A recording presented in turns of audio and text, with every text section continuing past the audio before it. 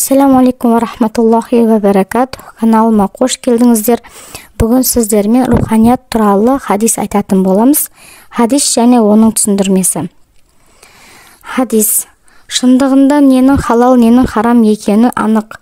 Алайда осы екеуінің арасында адамдардың көбі не адал, не арам екені айыра алмайтын күмәнді нәрселер де бар. Ендеше кімде-кім осындай күмәнді нәрселерден іргесін аулақ салса, діні мен арын кіршіксіз таза күйінде сақтап қалады. Ал күмәнді нәрселердің шырмауына түскен адам бейне бір қорықтың маңында мал жайып жүрген бақташыға ұқсайды. Малының кез келген сәтте қорыққа түсіп кетуі қаупі болғандай, ол үшін де харамға бой алдыру қаупі бар. Расында, әр патшаның ешбір жанға аяқ басқызбайтын қорығы болады. Алланың қорығы оның харам қылған нәрселері. Шынында, денеде бір кесек ет бар. Егер сол ет сау болса, бүкіл дене сау болады. Ал егер бұзылса, бүкіл дене бұзылады. Ол жүрек. Хадиске түсіндірме.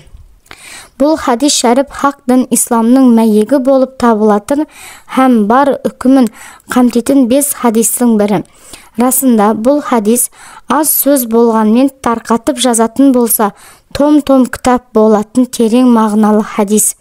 Ұлық имам Абу Ханифаның дін ілімі адамның өзіне ненің пайдалы, ненің зиянды екенін, яғни өзі үшін ненің сауап, ненің күнә екенін білу дегеніндей тақырыбымызға арқау болған осынау хадисте исламда адал мен арамның, сауап пен күнәнің, жақсы мен жаманның тайға таңба басқандай анық көрсетілгені, сондай-ақ екі арада күмәнді нәрселер мен түйткілді мәселелердің бар екендігін білдірілген.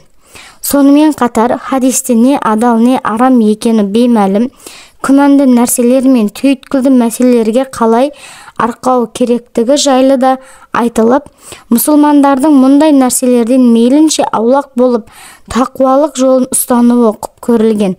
Өйткені Алла елшісі саллаллаху алейхи уассалам өзінің сүйікті немересі Әзірет Хасан радиаллаху анхуға күмәнді нәрсені тәрк етіп, күмәнсіз болғанды таңда деп, әркез тақуалықты ұстануды өсиет еткен.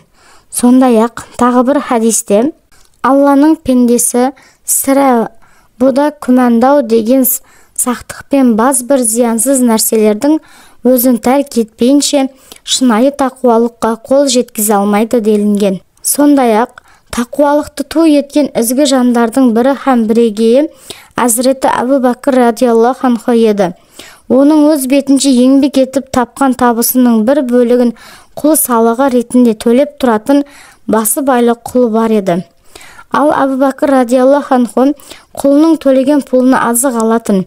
Бір күні құлы оған пұлдың орнына дайын ас ауқат әкеледі. Әбу Бәкір құлы әкелген азын аулақ ас ауқатты ішіп алған соң құлы: "Мұның не екенін білесіз бе?" дейді. Әбу Бәкір бірден: "Бұл не?" деп сұрайды. Сонда құлы: "Жахилет дәуірінде бәлендей бал аша алмасам да біреудің аңғалдығын пайдаланып бал ашып берген едім. Бүгін сол кісімен ойламаған жерден кездесіп қалып, сондағы салған құмалақтың ақысын төлетіп, сіз ішкен асты сатып алдым" дейді. Түк болмағандай.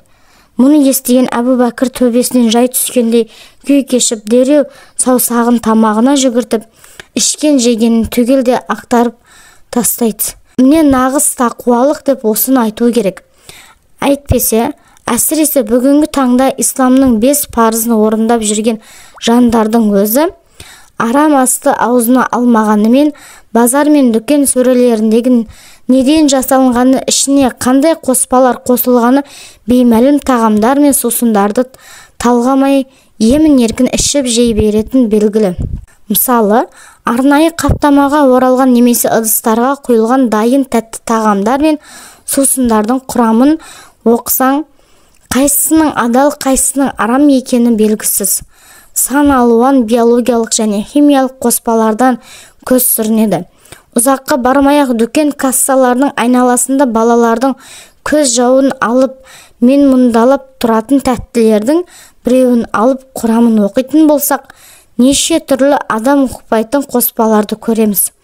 Оның үстіне еліміздегі азық-түліктің дені сырттан, соның ішінде мұсылман емес елдерден келетіні тағы бар. Міне осыдан кейін ішіп жеміміздің бәрі адал деп қалай айта аламыз?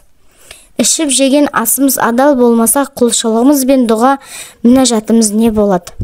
Осыған орай пайғамбарымыз саллаллаху алейхи уассалам: "Уа жараңдар, шүбәсіз Алла мінсіз, күллі жамандық пен кемшілік атаулыдан ада." Сол себепті ол таза мінсіз адал болғанды ғана қабыл алады. Расында Алла тағала пайғамбарларына не бұйырса, мүміндерге де соны бұйырады.